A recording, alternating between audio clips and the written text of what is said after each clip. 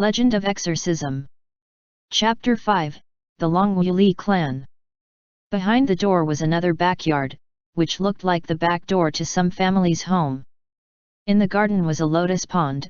The sweet, drifting scent of the cassia blossoms lingered over the pond, and as the rain pattered down, it still held an elegance that belied a family of learned folk. Hung Jun dragged that man into the hallway. He looked left and right, and in his heart he thought, "Wow, this place is so pretty." This family's home was a two-story one, and from upstairs came the sound of a girl's voice. Hung Jun was almost about to expire from exhaustion.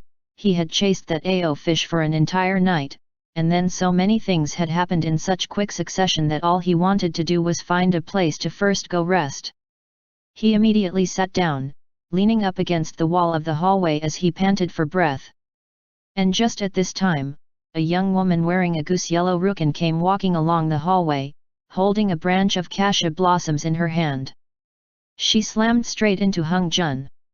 At that time, she saw Hung Jun, exhausted beyond compare, sitting on the ground and panting.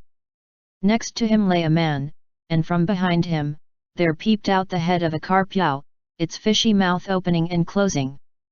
The young woman. Hung Jun bore an expression of confusion, and when he turned his head he squarely met her gaze head-on. The young woman almost let out a loud shout, but Hung Jun hurried to make a shh gesture, indicating that she shouldn't yell at all costs, before he sprung up in a lively manner as he bowed several times in greeting to that young woman. After a night of heavy rain, Hung Jun's face had been entirely washed clean of the dirt and dust from the past several days, and his skin was white and clear, his features handsome and well-formed. He was so handsome that he shocked the heavens and moved the earth, and with that one look when he lifted up his head, the young woman stared into space for a long while. Hung Jun said, "I'm borrowing your place here for a bit." Hung Jun's father had once crossed the length and breadth of the three realms, and if he was considered number 2 then no one would dare to be number 1, the handsome man known as Ma Mer. Whenever he showed his face, he moved the heavenly maidens to scattering blossoms everywhere, and 500 years ago, for a chance to see his face, the Yao clans had cruelly stampeded over each other, causing devastation on a massive scale.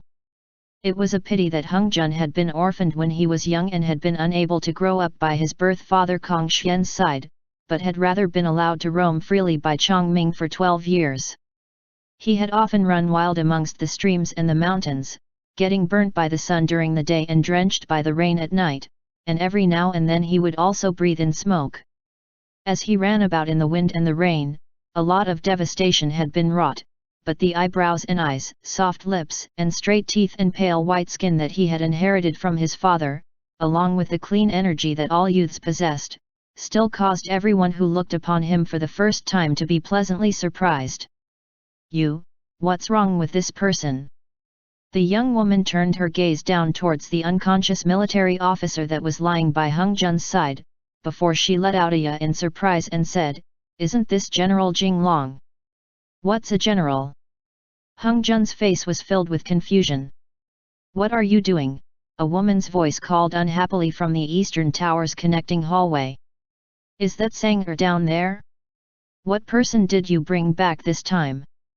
That young woman named Sanger hurried to make a hand gesture towards Hung Jun and said, "Everyone's about to go sleep, don't make any noise, and come with me." Hung Jun then got up and slung that General Jing Long over his shoulder as he tottered up the stairs after the young woman. The general's feet dragged against the wooden stairs, letting out thunks, before Hung Jun finally remembered that he was still wearing those steel-toed boots. He hurried to pull off his boots before carrying him into the room and laying him down on the bed. He then untied his bundle and put it on the side table. "What to do?" Hung Jun said to himself. "Is this your fish?"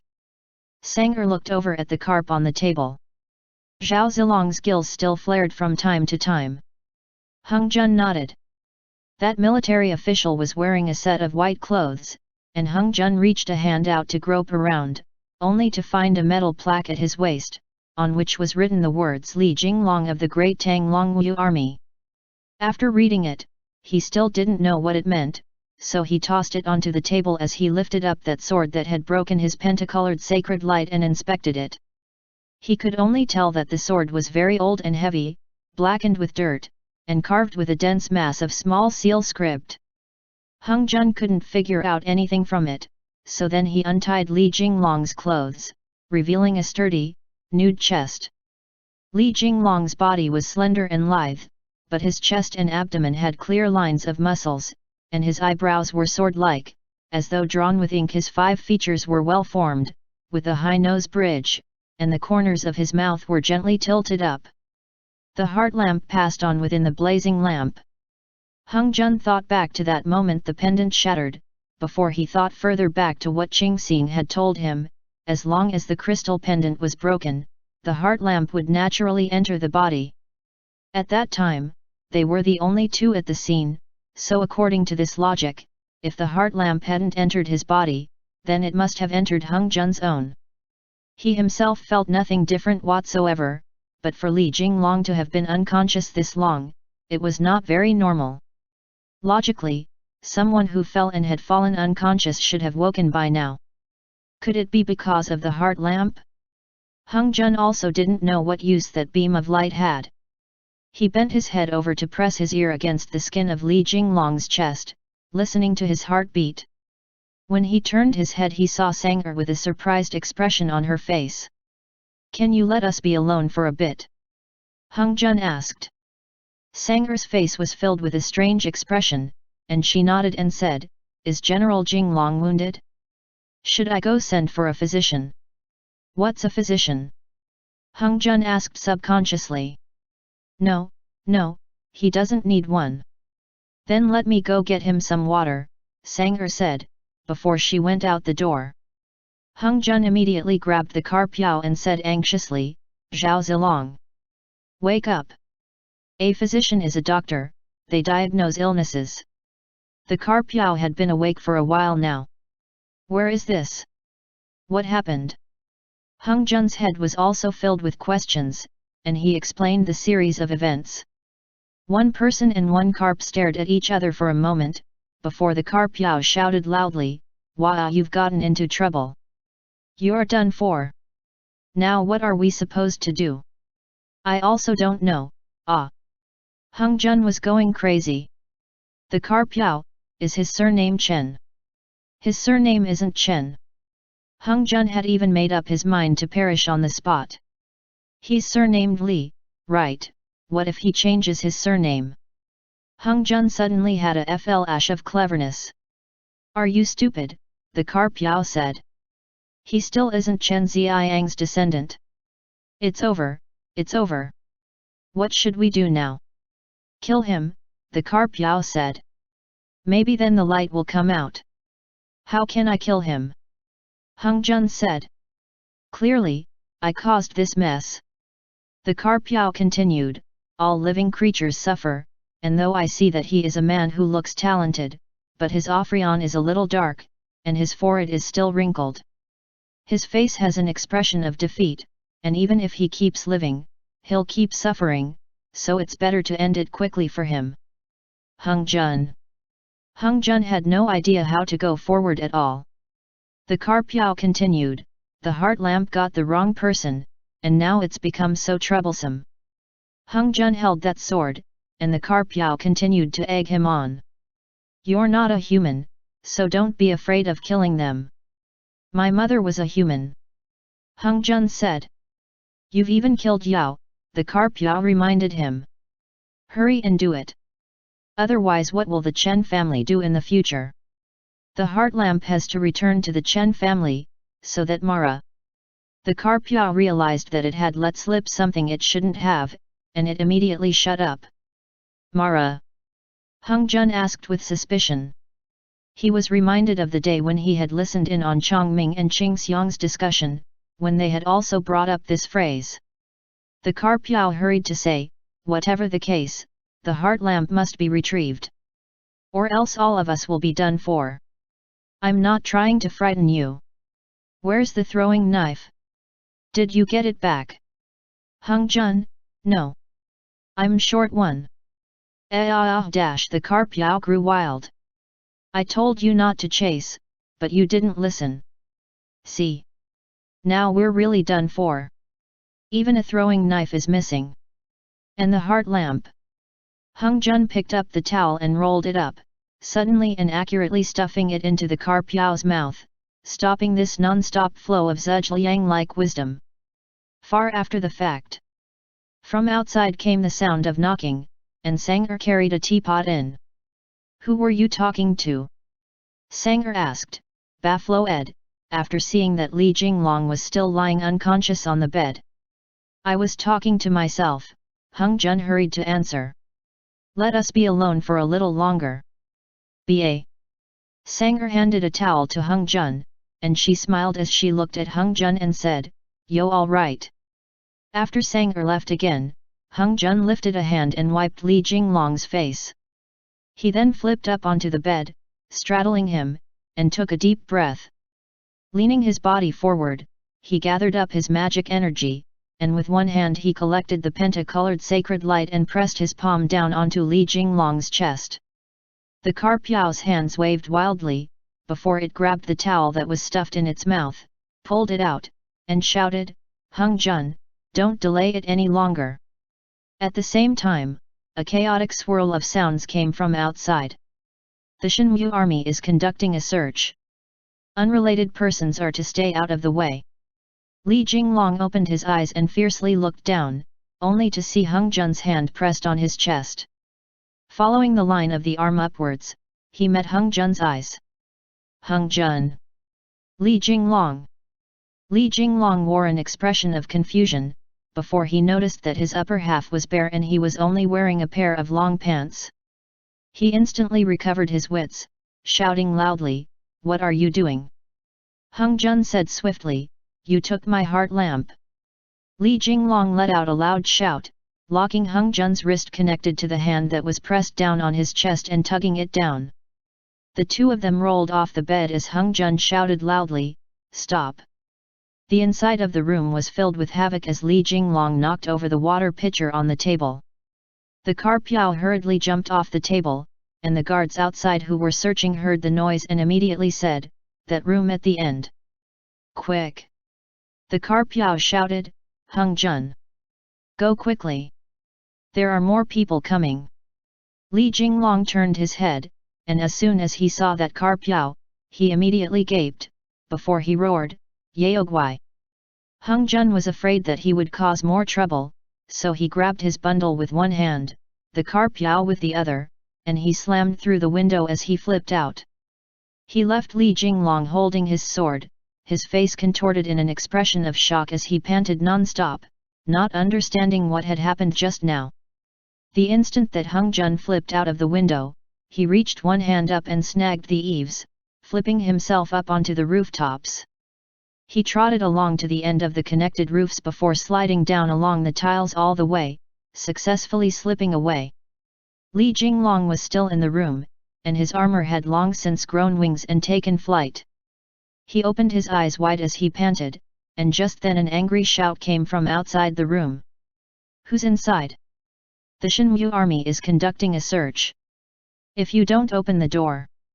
Sanger's voice said, There are two guests inside who are currently entwined together, please don't disturb them.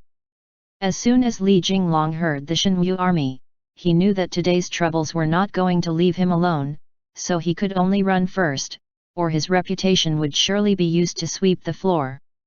So he also jumped out of the window and flipped out, but while Hung Jun flipped upwards when he was running away, Li Jinglong flipped down, and with his bare feet, he slipped on the roof tiles, and the heavens and the earth exchanged places as he fell down the tile roof. With one hand Li Jinglong held the sword, and with his other he scrabbled for purchase, his two legs kicking wildly, and seeing that the roof tiles ended in a noisy street, in an instant he realized that that wasn't good, but it was already too late. Before, when Hung Jun had carried him as he ran wildly, the place he had ducked into was the most famous area of Chang'an called Pingkong Li, or Pingkong Ward, and the ward was filled with brothels that flaunted their banners and did business. This place was called Nightingale of the Spring Dawn, and it was ranked amongst the top first and second brothels, and just outside of Nightingale of the Spring Dawn was the eastern market of Chang'an. At this moment the rain had passed and the skies were clear, and the eastern market was open for business. A hubbub of human voices bubbled over, and when the passerby and the vendors heard the commotion, they all turned to look, only to see Captain Li Jinglong of the Longwu army, his hot manly blood boiling, his well-built upper half bare, carrying his sword in his hand, as he hurriedly escaped out from a window of the Nightingale of the Spring Dawn in broad daylight, before sliding down furiously on the roof tiles, falling into the eastern market with a hualala, sending the horses and mules into braying and whickering, scattering baskets all over the ground. "Hey, isn't that General Jinglong? Captain Li? Ha ha ha dash!" Li Jinglong had been knocked dizzy by that fall, and before he could get a breath, he was surrounded by many people, and the Shenwu army even stuck their heads out of Nightingale of the Spring Dawn. Li Jinglong immediately ducked to one side as he dragged his sword along, looking extremely pathetic as he hid in the eastern market. The rest of the Shenwu army searched everywhere, as the passerby in the market laughed uproariously, and some smarmy scholar was even elaborating on the incident in great detail. "I have a poem, if my audience would like to judge it." "Speak, speak." Li Jinglong of the Longwu army taking his leave of Nightingale of the Spring Dawn dash. Captain Jinglong, this good son, slept too long in Pingkong, dashing across the roofs with a hero's bravery, bidding farewell as tears fly from the brothels. Excellent skills. Allow this brother to tack on 2 sentences to the dog's tail. Come, come. Brother, come. He's like General Fei who shot a tiger, born with a good set of features, not afraid of the lowly Shenwu army, but forgot to put on his Longwu army uniform. Li Jinglong.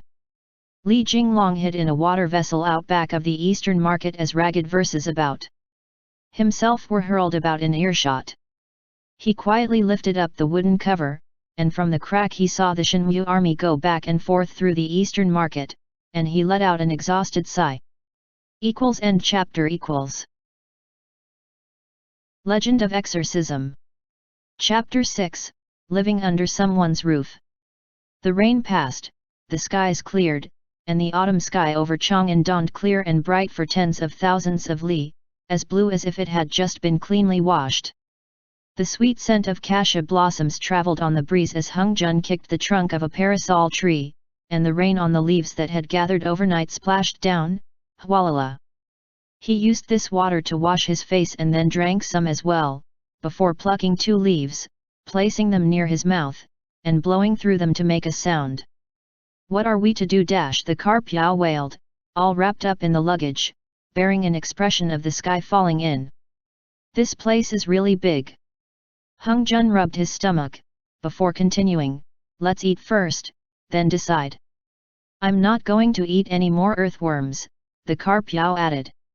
"We'll find you some meat to eat," Hung Jun said. "Let's think of a plan forward slowly. Anyhow, were we so unlucky over this journey? Yi? What's that?" Hung Jun had a youthful disposition at heart, and after coming down the mountain and seeing this dazzling mortal world, he immediately tossed all his troubles to the back of his mind as he pulled out a few copper coins and headed into the market to buy some food. The Carpiao once again reminded him, "How come after coming down the mountain, you've eaten everything you can find? Be careful you don't eat something bad and wreck your stomach." But Hung Jun just slung a foot on the seat of the food stall and carelessly picked up a sea-sized bowl of noodles in his hand and consumed it all.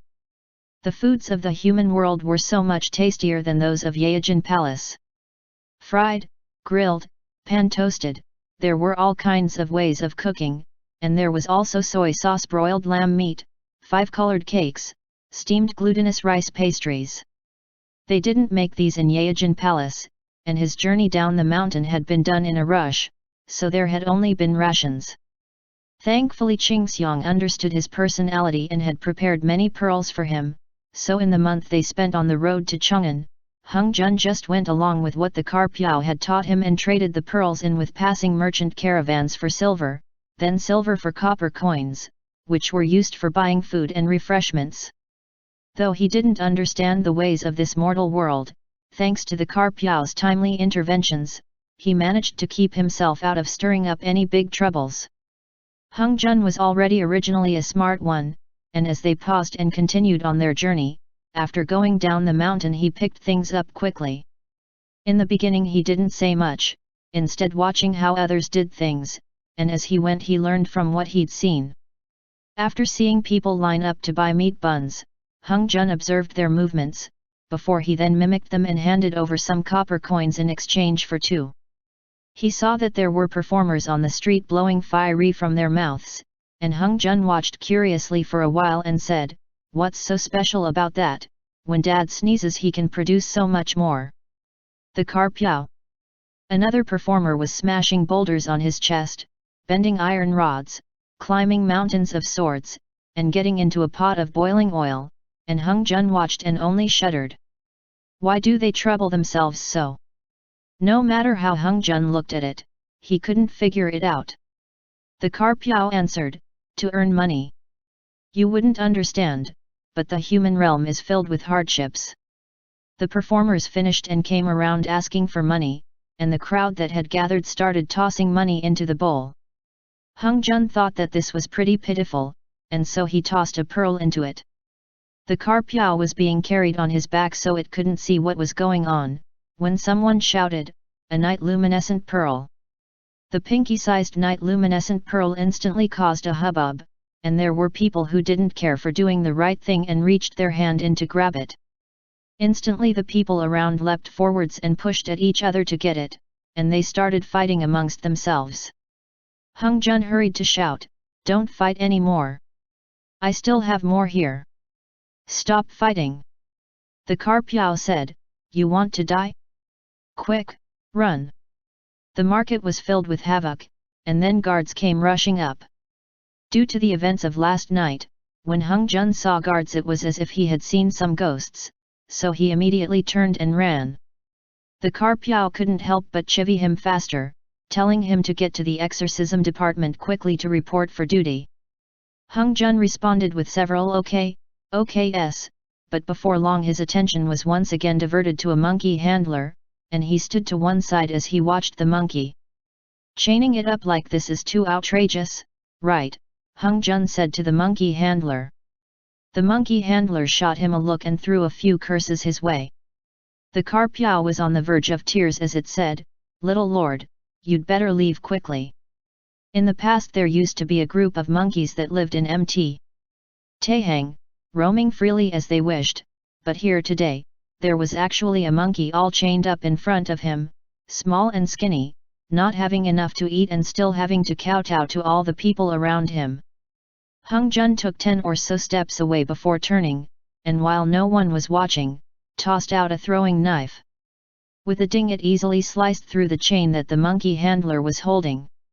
The monkey first froze, looking around in all directions. "Quick, run!" Hung Jun said quietly. That monkey recovered its wits and immediately ran off. Cursing, the monkey handler followed in pursuit, causing another spurt of chaos. The Carpiao said, "Hung Jun, put me in front, what exactly are you doing?" Hung Jun smiled as he watched the monkey run off, a sense of indescribable glee spiraling up in his heart. But as he was passing by the market, he stopped in his tracks yet again. In front of him was a plaque with the words "Read 5 cartloads of books," and there were scholars going in and out. "Is that a bookstore?" Hung Jun exclaimed. "It's getting dark." The Carpiao moaned. "Do you need to wander around at this time?" Hung Jun couldn't care less as he abruptly walked in. A heavy fish stink pervaded the entire store, and everyone turned with a look of disgust to stare at Hung Jun. "Fish can't come in," the owner said. "What are you carrying a fish for? See, aren't they giving you the cold shoulder now?" The Carpiao said again. "I bought it to take it home and broil it," Hung Jun explained. "After all, fixing a country is like cooking a delicious small dish." The Carpiao immediately stopped talking, just as Hung Jun added, "I'm just browsing, I'll leave soon." The Carpiao. Inside the bookstore, the genre they had the most of was still poetry, and Hung Jun opened a book of selected works of Li Bai. Immediately he forgot all about the time as he stood there and began to read. Afternoon, the manors of the city of Chang'an had closed their doors, the autumn sun was scorching hot, and the cicadas shrilled incessantly.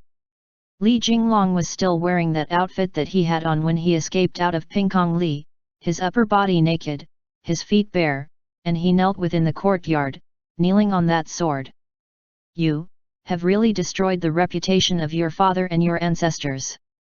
Feng Chongqing hobbled along, his left hand holding that waist plaque etched with General Li Jinglong of the great Tang's Longwu army that he had left in the brothel, and he held a ruler in his right.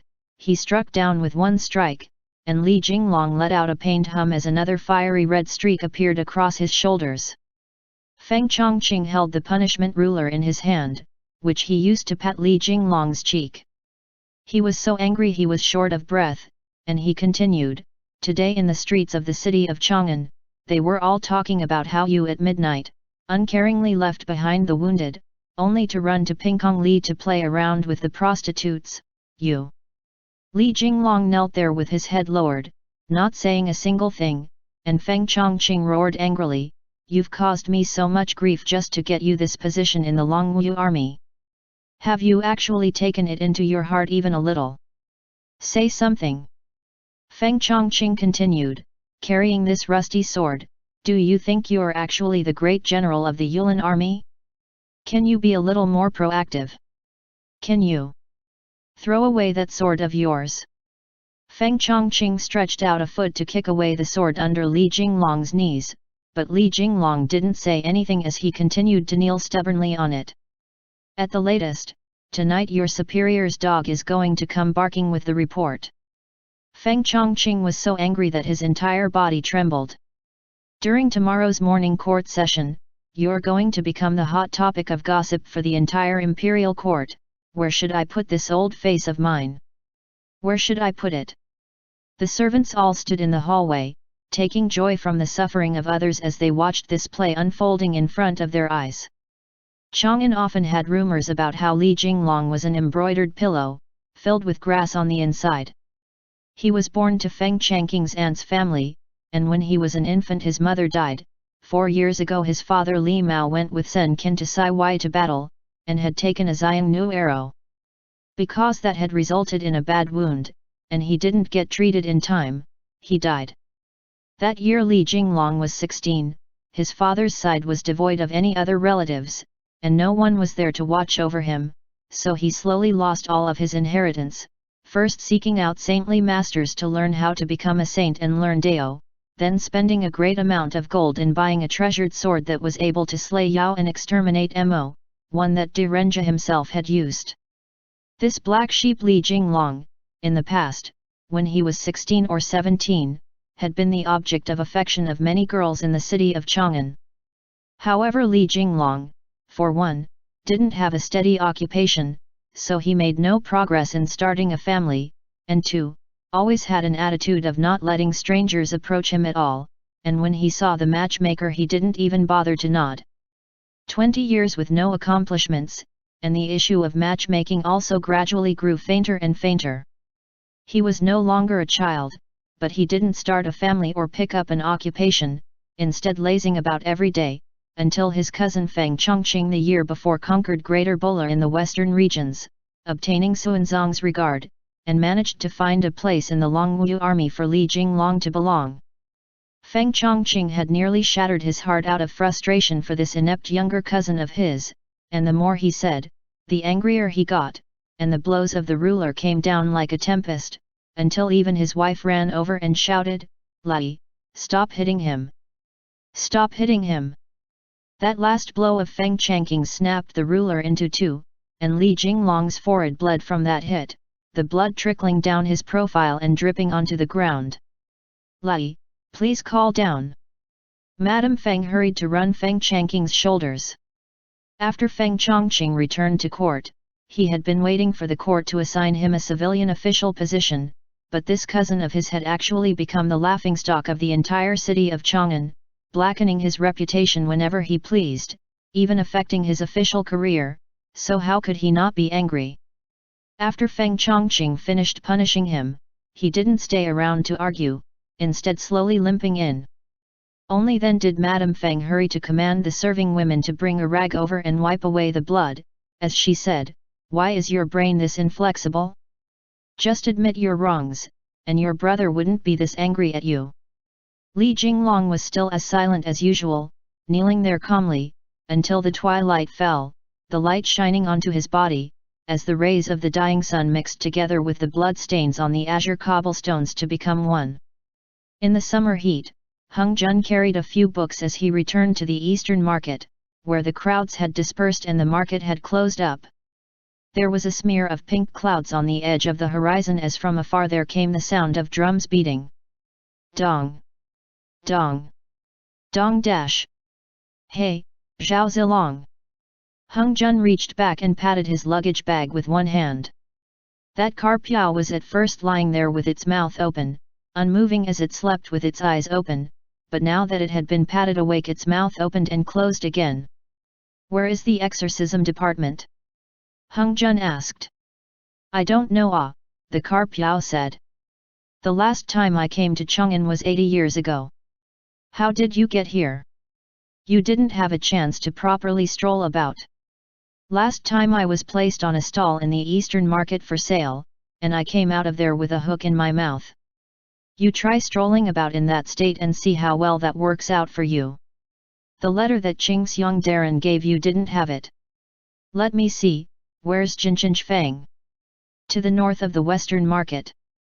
Let's go quickly, when the drums finish beating, the curfew's going to go into effect, and if we're still wandering about wildly then we'll get caught." Hung Jun sped up his steps. Going from the eastern market to the western market required him to pass through more than half of Chang'an, and as he walked he asked for directions, leaving him breathless, until finally, when the sky grew dark, he at last found Jinjin Feng. Chang'an's roads were winding and constantly intersecting, and off the main roads there were many fangs, and each had separate alleys and roads linking them. So despite making it into Jinjin Feng, Hung Jun still couldn't find the exorcism department, and he could only walk towards a building with lights.